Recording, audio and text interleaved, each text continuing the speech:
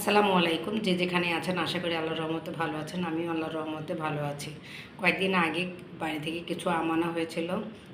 আলসেমের কারণে আমগুলো কাটা হয় নাই। কিছু আম পেকে গেছে, কিছু আম কাঁচা রয়েছে এরকম।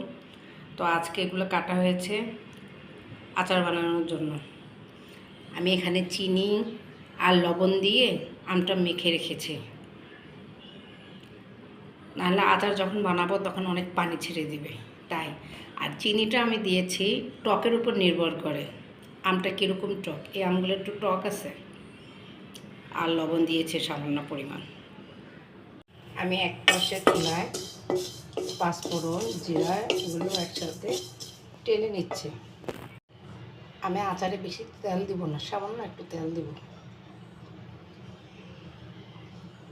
একটু তেজপাতা বাটিয়ে দিচ্ছি। যেমন তেলটা গরম হয়ে গেছে, আমি আমগুলো ঢেলে দিচ্ছি।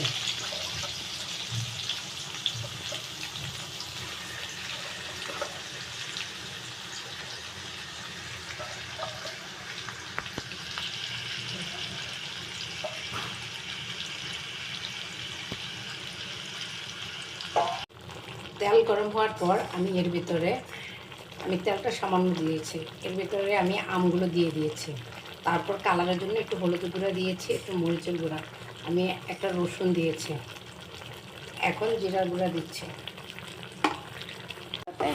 নাড়ব।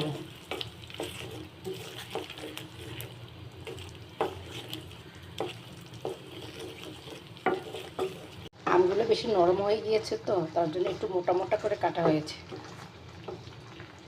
আরেকদিকে পাঁচফোড়ন, এগুলো জিরা এগুলোকে টালা হয়েছিল, যে এগুলোকে গুঁড়া করে হয়েছে।